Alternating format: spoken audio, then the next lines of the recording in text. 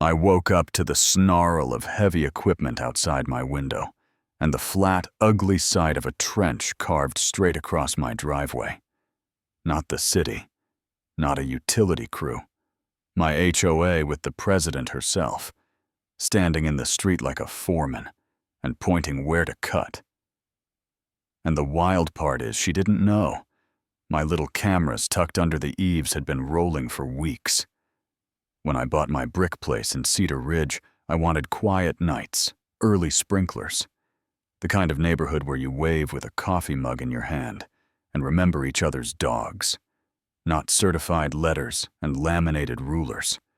But 8 days after move-in, there was a 6:07 a.m. knock, and there she was, neat. Blouse, pearl studs, clipboard like a sheriff's badge, Mr. Reed. Your mailbox color is non-compliant. Approved beige. Number 2 in 10 business days. And I actually laughed because my mailbox looked just like my neighbor's. But she didn't laugh. She clicked her pen and walked away. I painted the mailbox. Figured that was the cost of admission.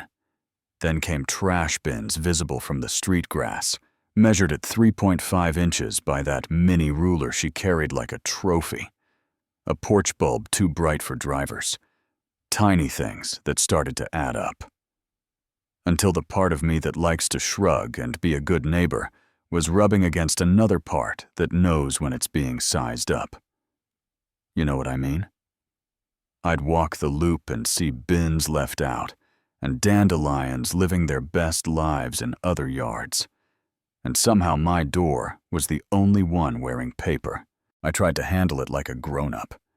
Hired a landscaper.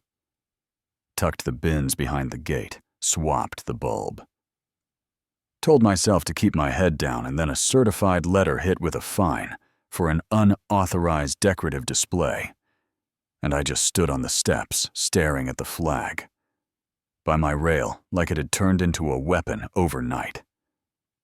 I asked her on the sidewalk why I was the only one getting notices, and she gave me that thin smile people use when they've already decided who you are. Standards protect property values. If you can't comply, perhaps. Ridgewood isn't a fit, and something in me said enough, so I bought 3 small cameras. One under the eave, pointing at the driveway. One hidden in a hollow garden. Light aimed at the street, one at the porch, told myself it was for peace of mind.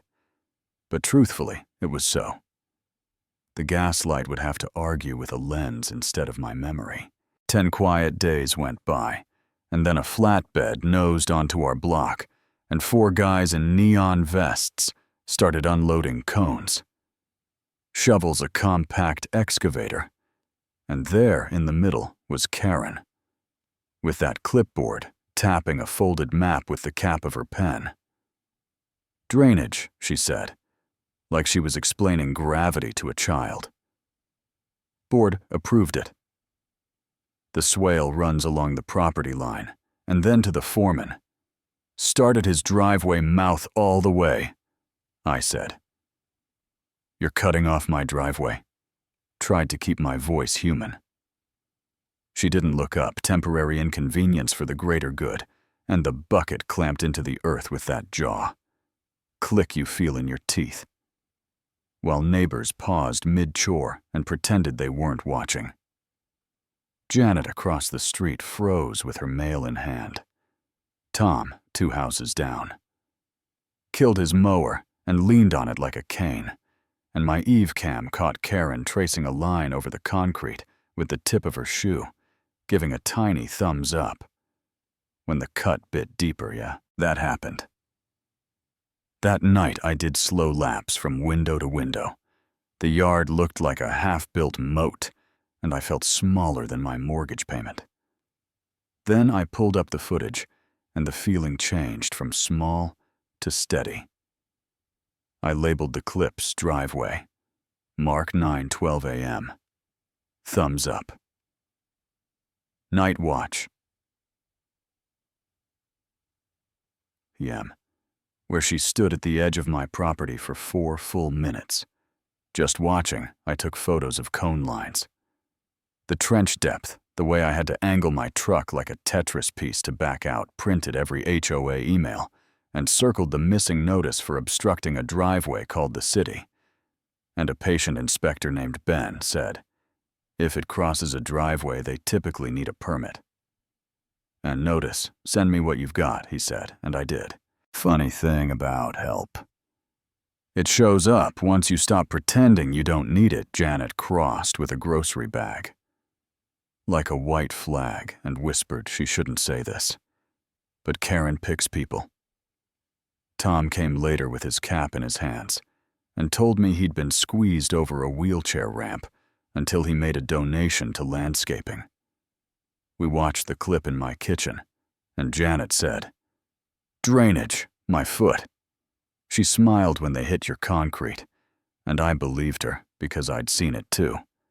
And then, Thursday was the monthly HOA meeting, and I'm not a meeting guy, but I went and sat in the front row, and when she tried to talk budgets and pool hours, I said, "We need to address the trench," and turned my screen so the room could see the soffit in the corner, the excavator, the shoe drawing a cut line.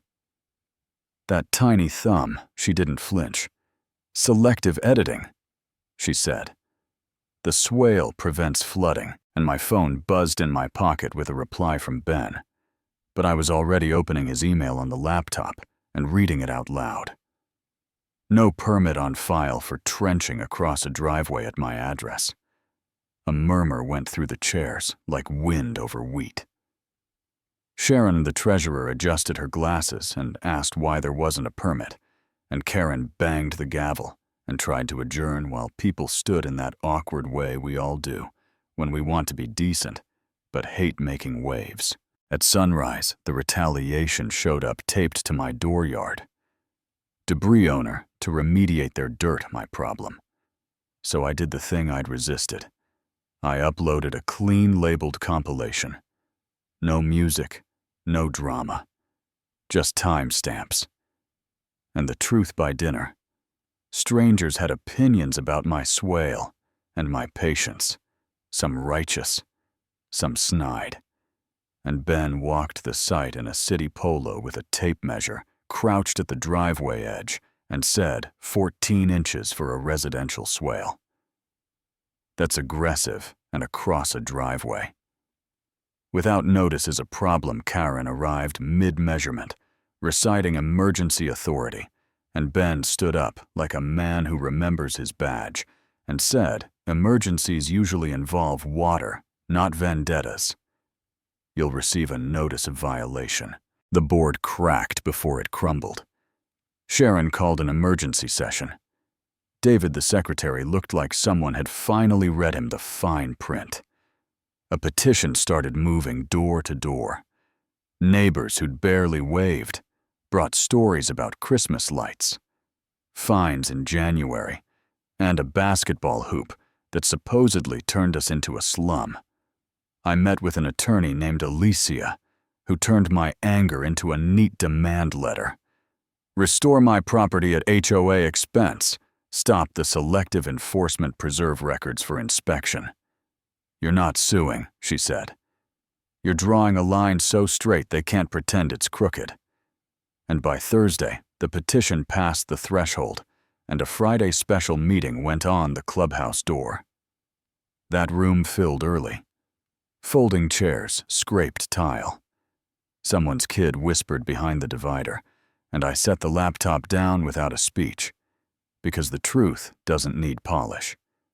This is 9:12 a.m. I said, "You can see Ms. Whitfield draw the cut line with her shoe." She started reading Section 14, subsection C, and Sharon interrupted softly, but clearly. Section 14 requires notice and permitting for driveway obstruction. And we have neither. David read Ben's violation letter. Tom stood and said, "She'd threatened fines for his wife's ramp," Janet said. There was footage of Karen standing at my property line at night. And that isn't enforcement. That's intimidation. I finished with a simple thing I'd practiced on my porch. This was never about 3 inches of grass. It was about who gets to feel at home. I don't want special treatment. I want the same rules in daylight. The room didn't cheer. It exhaled. Council recommended immediate action to limit liability. A motion went on the floor to remove Karen as president. Effective, immediately appoint an interim, restore my property in 7 days. At HOA expense, suspend selective enforcement while policies are reviewed. Hands went up, eyes went down. The count cleared the bar.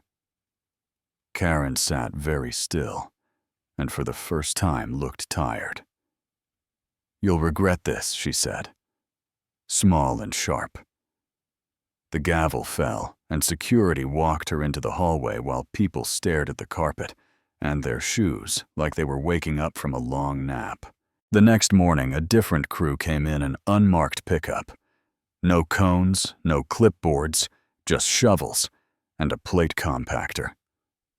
They filled the trench, tamped the soil, brushed concrete dust off the mouth of my driveway. My dog trotted the new line like he was patrolling a border. Finally respected. Janet handed me a paper cup of coffee, and Tom gave a nod.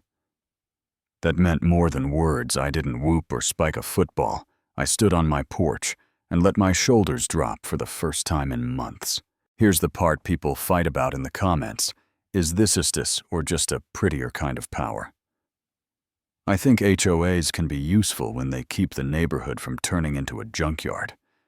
And I also think a clipboard can grow teeth. If nobody looks up, I think Karen loved control more than community. I think the board loved order more than fairness. And I think a lot of us love staying quiet until the quiet costs too much. If I didn't have cameras and labels and a voice that finally stopped shaking. Nothing changes. Maybe the next target is your porch light, or your flag, or your wheelchair ramp. You know what I mean. The cameras are still up, not out of fear, out of memory. A quiet witness that reminds me how close I came to shrinking when I get comfortable. I pull up driveway mark and listen to the little audio hum, while a shoe traces a line on my concrete, and I tell myself not to let my own clipboard become a weapon. So tell me what you see here. Are HOAs protecting property values or policing people? Did the board do the right thing, or did a mob dress up as a meeting? Was this ever about drainage or about bias? We don't like naming.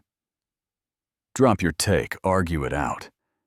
And if you've lived through something like this, share it, because once someone says we only enforce what we see. The best answer might be to turn on the lights.